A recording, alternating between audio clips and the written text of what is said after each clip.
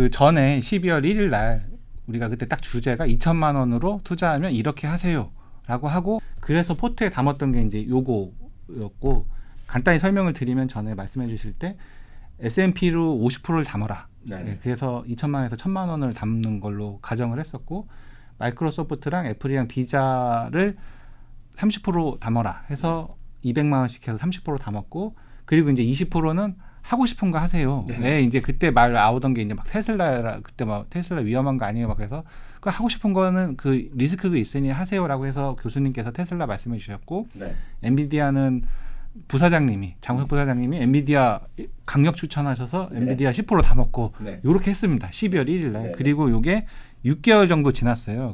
요게 이제 S&P 500 올라간 거 여기 표시해 놓은 거가 4,100이 조금 안 되는 거에서 지금 어떻게 해야지? 4,400 뭐 이 정도까지 올라갔고 마이크로소프트도 올라갔고 그래서 이제 그 제일 뒤에 표 봐주시면 수익률이 29%가 나왔어요. 네, 이 시세 차익만 들어 있는 거고 배당은 빠진 거라 실제로 배당 들어가면 30% 1%는 올라가니까 여기서 30% 되겠더라고요. 그래서 그리고 이제 여기에 엔비디아가 너무 많이 올라서 이거는 예외 아닐까 이렇게 또 그래서 그냥 기타 10%를 책에서 나온 것도 그렇고 평상시에 말씀해 주신 것들이 다 10% 넘더라고요 수익률이. 그래서 그냥 10%만 잡아도 15%가 나오더라고요. 그러면 수익률이 진짜 이게 6개월에 15%면 뭐 단순 계산할 수는 없지만 1년이면 30% 갈 수도 있는 거고 어쨌든 20% 이상 넘을 것 같거든요. 그러면 와, 이 정도의 힘이구나 평상시 말씀해 주신 게 그런 생각을 했어요. 근데 일단 이걸 하면서 궁금한 게 최근에 좀 많이 올라서 이게 예외인가? 이런 생각을 또 사람들이 할 것 같아요. 그래서 이건 어떻게 생각해야 될까요? 이건 분명히 예외적인 경우죠. 이렇게 많이 나오긴 쉽지 않죠. 특히 이제 저는 항상 시장 대비 얼마가 올라갔냐 떨어졌냐를 중시 여기거든요. 뭐 시장은 올라갈 수도 있고 떨어질 수도 있지만 혹시 주가가 지수가 떨어지더라도 내게 좀 덜 떨어지면 위안을 받을 수 있잖아요. 그래서 항상 목표는 지수보다 조금 더 아웃퍼폼 하기를 원하는데 이번에 S&P 500이 같은 기간에요. 이 그림을 아까 보시면 12월 1일 대비 6월 한 23일까지요. 한 7% 정도 올랐잖아요. 근데 이거는 뭐 엔비디아를 제외하고 나서라도 한 전체적으로 보면 15%? 네 종목만은 더 많이 올라갔거든요. 그러면 실제로 보면 꽤 성과가 좋았는데 이거는 제가 겸손해서 말씀드린 게 아니라 좀 큰 주식 위주로 올해 주식이 반등하면서 좀 운이 좋았다라고 이렇게 생각하시는 것이 좀 맞다라고 보고 있고요. 늘 강조드리거든요. 저는 학교에서 예전에 강의할 때 학교는 그만뒀지만 너무 목표를 크게 삼으시면 안 되고 이렇게 좋게 나온 거가 앞으로 또 이어지겠거니 하면 안 돼요. 그래서 좀 겸손한 마음으로 지수를 쫓아가더라도 선방한다. 그 정도 생각이 맞다라고 보고 하나 참고로 말씀 나중에 또 제가 제공해드리겠지만 최근 저희가 10월 14일 날 발간 그 책에 보시면 10월부터 8개월 보면 지수 S&P 500이 한 20% 정도 올라갔어요. 근데 지금 저희가 책에서 소개하던 거가 한 22개, 3개 되거든요. 평균적으로 보면 한 26% 정도 올랐죠. 그러니까 그것도 괜찮았고 그 당시에 보면 10월 14일 기준으로 보면 주가 떨어진 거가 뱅크 오브 아메리카 하나 떨어지고요. 많이 올라. 21개 나머지는 다 오른 거. 저 이것도 대단한 것 같아요. 너무 담담하게 말씀해 주셔서 사람들이 그냥 이렇게 스쳐 지날 수 있을 것 같은데 엄청난 수익률이거든요. 이게 책에서 22개를 뽑아줬는데 평균이 26%라는 게 이런 책이 있었나 싶을 정도로 수익률이 너무 좋은 거라서 더 놀라시게 많은 분이 테슬라가 엄청 올랐다고 생각하시잖아요. 저희가 10월 14일 때가 계속 마이너스였고요. 한 4월, 5월 초까지는 마이너스였어요. 맞아요. 네. 아까 그래프도 보시면 얘기해 주시고 조금 내려가다 나중에 다 올라온 거라. 그래서 마지막까지 한 3개 남았을 때까지 마이너스였던 거거든요. 그래서 주식은 그 분산 투자하는 게 정답이다 이렇게 계속 말씀드릴 수밖에 없죠. 그 그래프만 봐도 평상시에 얘기해 주신 그 전략이 너무 딱 맞아 떨어진다. 그때 떨어진다고 또 팔고 막 그러면 또 그냥 마음고생만 하고 수익은 없고 이랬을 건데 그렇죠. 그게 너무 딱 맞는 것 같더라고요. 그럼 또 이제 그래프를 딱 보면 알려주신 종목들이 이제 많이 올랐잖아요. 요 정도 오면 또 익절하고 싶잖아요. 아까 수익률 거의 30% 가까이 29% 나왔으면 그러니까요. 팔고 싶은데 또 여기서 또 이제 최근에 AI 이슈도 있고 그래서 엔비디아 이런 거 더 마이크로소프트도 그렇고 다 이제 시작 아니야 또 이런 마음도 들 이게 양가 감정이 드는데 그냥 이제 우리 같은 사람들은 어떻게 해야 되나 여기서 팔아야 되나 그냥 냅둬야 되나 더 사야 되나. 네. 대표님께 주식 투자 좀 해보셨다고 말씀하셨잖아요. 그러니까 아마 이 방송을 보시는 분들도 완전 처음으로 미국 주식을 하신 분도 계시겠지만 아마 제가 봤을 때 한 90% 이상은 한국 주식을 하고 계시고 현재도 계시고 한국 주식을 하시다 넘어오신 분이 19분 정도 넘을 것 같아요. 그래서 제가 진솔하게 그분은 좀 말씀드린 게 편할 것 같아요. 오히려 미국 주식부터 처음 하셔갖고 이런 큰 주식 위주로 하셨던 분들은 별로 고민을 안 하십니다. 그냥 갖고 와보자 하는 생각을 갖고 계시는데 대부분의 일을 고민을 하시는 분들 올랐으니까 팔았다가 이러잖아요. 쉬운 말로 조정받을 때 더 살까? 아니면 지금 보도 올라가고 있는데 못 사고 있잖아요. 그런 분들 입장에서는 제가 반문을 하죠. 주식 투자는 절대 직선이 아니라고 제가 자주 말씀드립니다. 꾸준히 올라가는 게 절대 주식이 아니죠. 세상에서 꾸준히 올라가는 것은 아무리 눈을 씻고 보더라도 하나밖에 없어요. 하나. 근데 그걸 하면은 한 72년 동안 하면 더블이 납니다. 더블. 그게 뭐냐면 저축예금이에요. 저축예금. 예금은 우리나라는 5천만 원까지 원리금 보장도 되잖아요. 우리나라는요. 금융기관별로. 그래서 그 리스크가 없이 올라가는 건 하나밖에 없어요. 저축예금은 저축예금, 적금 이런 거거든요. 은행에서 가입한 펀드 이런 거 다 보장이 안 되는 것들 다 아실 것 같은데요. 제가 왜 말씀드리냐면 주식이란 건 항상 위, 업다운이 있을 수밖에 없어요. 그럼 무슨 말씀드리냐면 주식을 여러분 사고 나서 떨어지면 스트레스 받잖아요. 테슬라도 10월 14일에 샀다고 생각하시면 한 6개월 동안 유유하시고 내 주식은 왜 이렇게 안 돼? 마음고생 하셨을 텐데요. 그때 스트레스 분명히 받죠. 스트레스가 우리가 수치로 봐서 한 100이라고 한번 생각해 보죠. 근데요. 여러분들이 테슬라를 샀는데 조금 올랐어요. 그래서 감사합니다 하고 나서 팔았어요. 수익을 챙겼어. 뭐 5만 원을 벌건 10만 원을 벌건 100만 원을 벌건 1000만 원 1억을 벌건 똑같습니다. 벌었어요. 근데 벌었는데 좋다고 팔았는데 그 다음에 올라가잖아요. 그 스트레스는 5만 배입니다. 5만 배. 내가 판 주식이 올라가면 진짜 그 다음부터는 일이 안 되게 돼 있어요. 그건 아마 처음 미국 주식 해보시면 제 말씀은 이해가 안 되지만 한국 주식 하셨던 분 다 경험이 있었던 분들. 그래서 사갖고 떨어진 것보다 팔고 나서 올랐을 때 스트레스는 감당이 안 되고 웬만한 경우 다시 못 삽니다. 제가 여태까지 비싼 가격에 다시 되사는 사람은 100명만 나면 한 명이 없어요. 그건 안 되는 게임입니다. 안 되는 게임. 그래서 좀 한국 주식같이 그냥 샀다 팔았다는 보통 트레이딩하는 주식이라면 제가 여러분들 하시라 그래요. 그렇게 마음대로 하시라 그러지만 미국 주식 그것도 좀 크고 우량하고 누구나 다 아는 좋은 주식이라고 생각하신다 그러면 저는 그냥 갖고 하시는 게 맞다. 갖고 하시는 게 맞다. 그래서 꾸준히 모아가는 게 맞다라고 보고 있고요. 다만 여러분들이 그런 분들 꽤 있어요. 젊으신 분들 중에서 엔비디아 혹은 테슬라만 사신 분은 계세요. 올인했어 거기. 그런 분들의 입장에서 보면 두 가지가 있죠. 나는 아무리 주가가 변동성이 있더라도 난 평생 이걸 가겠다 하시는 분들은 고민을 안 하실 거예요. 다만 스트레스 받는 분이 있어요. 스트레스. 조금 떨어질 수 있잖아요. 5% 10% 왕왕 떨어지거든요. 주식은요. 변동성이 크기 때문에 그때 내가 스트레스를 받는 성격이다 그러면 물량은 차익을 일정 수준 챙기셔야 돼요. 무조건 분산 투자를 하셔야 돼요. 우리가 내가 안 본더라도 매번 찔끔찔끔 보는 분 있죠. 나는 평생 갖고 3년 5년 몰라 그래도 뉴스 보고 사람들 친구끼리 얘기하면 떨어지면 유유하시는 분 계세요. 스스로 알아요. 스스로. 예, 그런 분들은 너무 한두 주식에 올인하는 것은 저는 권하지 않죠. 그리고 견딜 수가 없어요. 올라갈 땐 행복하고 뭐 술 마시고 뭐 차도 또 좋을 수 있죠. 소비생활 할 수 있지만 떨어지는 걸 감당이 안 하기 때문에 저는 웬만한 주식 아무리 보통 분들이라도 한 주식을 뭐 20% 30% 이상 갖고 하는 건 저는 아니다라고 보고 있죠. 그래서 좀 분산 투자 하시는 분이라면 그냥 갖고 하시면 되고 너무 많은데 내가 스트레스 받는 것 같다. 너무 잠이 안 온다. 이거 언제 팔까? 그런 분들은 과감하게 종목별로 20% 정도 한도로 줄이는 게 맞다. 예. 그리고 다음에는 그렇게 하지 마시라. 이렇게 말씀드립니다. 지금 만약 벌었다 그러면 박수 쳐드리겠지만 운이었다. 이렇게 생각하시는 게 맞죠. 그러면 반대로 네. 아직 미국 주식 아직도 안 산 사람. 우리가 이 얘기를 6개월 전에도 했거든요. 네, 근데 또 지금 이 순간에도 아직도 안 산 사람들이 많잖아요. 여전히 네네. 그냥. 근데 아직 안 산 사람들한테는 분명히 최근의 급등들이 네네. 부담스러울 것 같아요. 네네. 네. 이 사람들은 기다렸다 사야 되나? 네. 뭐 지금이라도 들어가야 되나? 지금 타이밍에 어떻게 해야 되나 한번 좀 조언을 해주세요.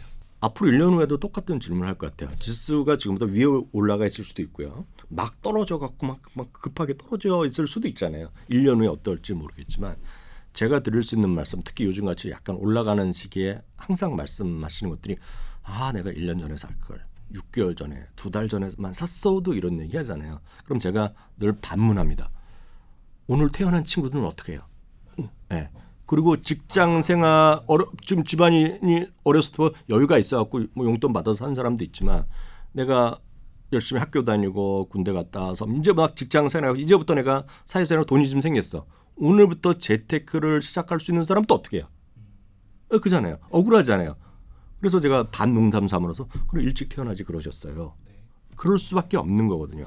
미국 주식은 한 150년째 올라왔어요. 다우지수가. 그거 어떡합니까? 그거. 물론 마디마디 떨어질 수도 있죠. 그렇지만 장기적으로 올라왔다는 걸 염두에 두셔야 돼요. 여기서 또 이제 한국 주식과 다르다고 약간은 다르다고 말씀드릴 수밖에 없는데 한국 주식과 미국 주식 모두 결국 주식은 이익의 변수거든요. 근데 이익이 증가하는 곳에 가서 주식을 하면 되는 거예요. 아주 기본적인 단순한 거. 딱 하나를 어떻게 주식 찾느냐 그러면 돈을 잘 벌고 돈을 앞으로도 더 잘 벌 것 같은 기업을 사는 게 주식 투자의 아주 기본이거든요. 근데 미국은 장기적으로 그게 증명돼 왔고 앞으로도 그럴 것 같은 느낌이 좀 들어요. 물론 업다운은 어느 정도 있겠죠. 그래서 저 같은 사람이나 뭐 장우석 부사장이 같은 책을 쓴 사람 정도 보면 S&P 500이 지수니까요. S&P 500이 올해 주당 이익이 얼마인지가 딱 알아요. 그걸 누구나 다 알 수 있어요. 저희도 책에도 소개해드렸지만. 근데 제가 반문하죠. 우리가 주식 투자에 한국 주식 적극적으로 하는 분들이 700에서 800만 명이라고 보고 있습니다. 저희는요. 그분들한테 우리나라 코스피 지수, 코스닥 지수 매일 뉴스에 보이잖아요. 주당 순이익 아시는 사람 손들고 대답해 보시라 그러면 없어요. 그렇죠. 증권회사 직원도 모릅니다. 그것은 뭐냐면 존재하질 않아요. 예상 실적이 존재하지 않아요. 과거 실적은 있죠. 분기 실적은 있지만 코스피, 코스닥 종목들의 숫자에 시기에서 올해 예상 실적이 전망이 존재한다 안 한다? 없어요. 그래서 안 되는 거거든요. 그런데다가 특히 우리는 삼성전자 워낙 크게 영향을 미치기 때문에 삼성전자 업다운에 따라서 이익 변동이 크고 그래서 주가는 당연히 업다운이 클 수밖에 없어요. 미국도 상당히 집중돼 있으나 그래도 상당히 안정적이 흘러가 있거든요. 올해 참고적으로 말씀드리면 올해 예상 주당 순이익 S&P 500이 한 223달러 정도 됩니다. 딱 알아요. 내년에 235에서 40달러를 전망하고 있어요. 그거에 바탕을 둬서 주식을 하는 거거든요. 그럼 뭐냐면 올해부터 내년에 좋아진다는 생각을 저는 하고 있어요. 내년이 더 좋아지고 후년도 좋아질 것 같아요. 그러면 말씀드렸죠. 좋아지는 것 같은 시장에 가서 아니면 그 기업을 사는 거예요. 언제? 바로 한 주부터 돈을 사면 되는 거예요. 한 주. 시작하면 돼요. 오늘부터 시작하시면 되는데 절대로 한 번에 다 산다는 생각은 진짜 제가 봤을 때 오만한 생각입니다. 내가 1,000만 원 있어. 한 방에 무슨 삼성전자도 마찬가지. 엔비디아를 한 번에 산다? 오만한 생각입니다. 그걸 맞추겠다는 생각이에요. 아까 질문할 때 제일 먼저 타이밍 얘기하셨는데요. 타이밍이라는 생각을 잊어버리시면 행복이 시작됩니다. 스트레스가 줄어들거든요. 그래서 여러분들이 좋아질 것 같은 아직 그 기본을 말씀드렸어요. 크고 우량하고 좋아질 것 같은 그런 기업 저 여러분들 정말 알고 있고 그런 기업들을 언제부터 시작한다? 오늘 당장 시작하시면 돼요. 다만 한 번에 사지 마시고 정기적으로 분할해서 사시면 되죠. 팁을 여기서 드리겠습니다. 한 달에 한 번씩 사도 되고 미국 같은 경우는 2주에 한 번씩 급여를 받기 때문에 2주에 한 번씩 사도 되고 우리나라 여러분 나눠서 매주 주말마다 사셔도 돼요. 근데 가장 합리적인 생각은 이거죠. 주식 수로 생각하잖아요. 주식 수. 내가 한 주씩 사겠다 할 수 있지만 그거는 올라가고 떨어질 때보다 마음의 부담이 돼요. 더 사기 싶기도 하고 좀 못 사니까 다 나중에 사기도 시작하는데 그래서 미국에서 권장하고 우리나라에서 저는 그렇게 권장하는 거가 금액 베이스로 사세요. 금액 베이스. 예를 들어서 엔비디아가 예를 들어서 지금 뭐 100달러가 아주 간단하게 생각을 해보잖아요. 100달러 여러분들 100달러씩 산다고 생각해보세요. 매주 아니면 매달 100달러면 한 주잖아요. 근데 예를 들어서 90달러로 떨어질 수 있는 다음 달에 그럼 1.1주를 사는데 예전에 안 됐지만 우리나라가 요즘은 여러분들이 거래하신 증권사가 대부분 소수점 거래가 다 되거든요. 이번에 그냥 100달러치 사는 거예요. 다만 1.1주를 사시겠죠. 반면에 올라가잖아요. 그러면 0.9주로 줄겠죠. 더 올라갈 수 있겠죠. 다만 어느 특정 시기가 되면 1년 후에 되니까 내가 급여가 좀 올랐네. 그럴 수 있잖아요. 내가 수입이 또 생겼어. 그럼 그때부터 나는 올해 지금부터는 120달러 사겠다. 150달러 그런 식으로 꾸준히 생각하시면 자연스럽게 여러분들이 접근 가치죠. 완전히 주식 수에 민감하지 않고 결국 금액 베이스로 계산하시면 여러분들 좀 더 편한 주식 투자가 될 것 같아요. 어떻게 보면 그게 수많은 계좌와 이미 우리들도 경험을 했잖아요. 네. 그렇게 어떤 포트폴리오로 사는 게 범위로 사는 게 개별 종목 투자하는 것보다 수익률이 더 그렇죠, 좋다. 그렇죠. 이미 아는데 네. 잘 못 지키는 것 같아요, 사람들이.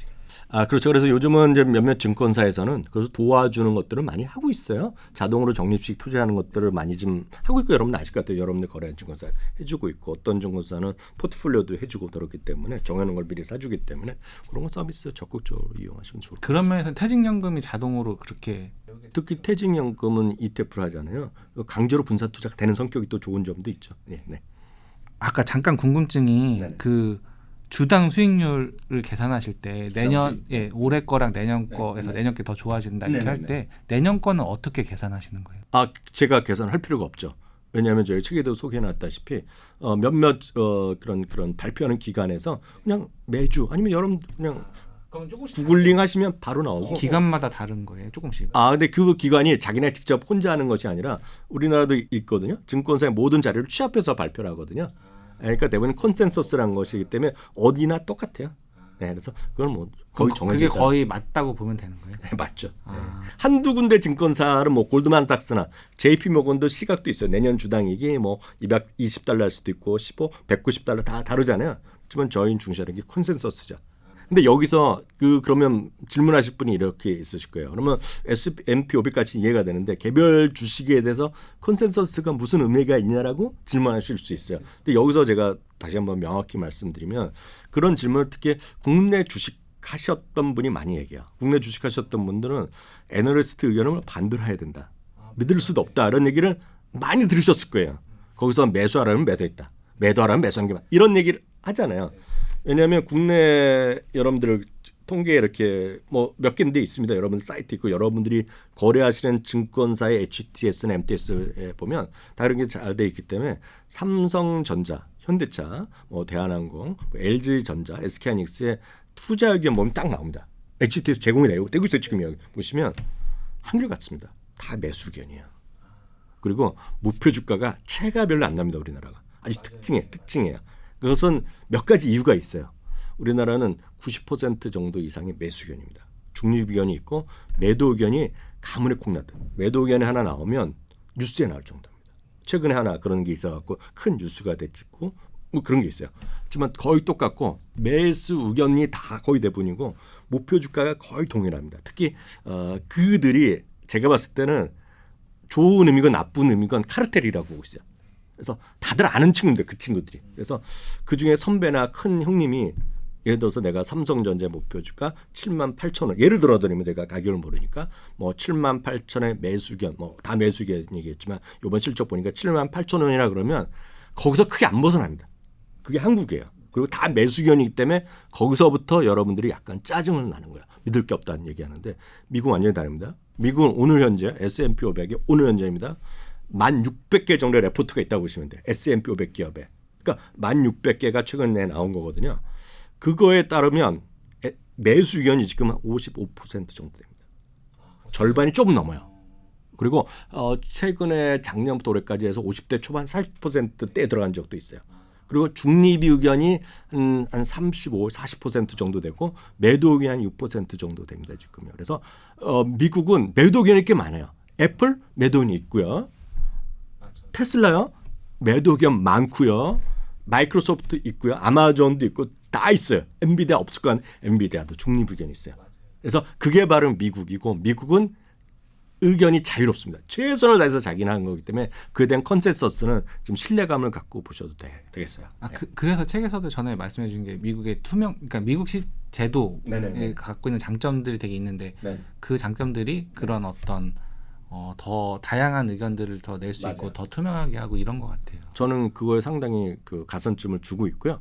제가 이제 애널리스트 출身이니까 다 알잖아요. 제가 경험을 해봤기 때문에 여러분들 제가 단적으로 적절한 표현인지 모르겠지만 삼성전자를 중립 매도 의견 쓰는 친구 못 버틸 거요 대한민국에서.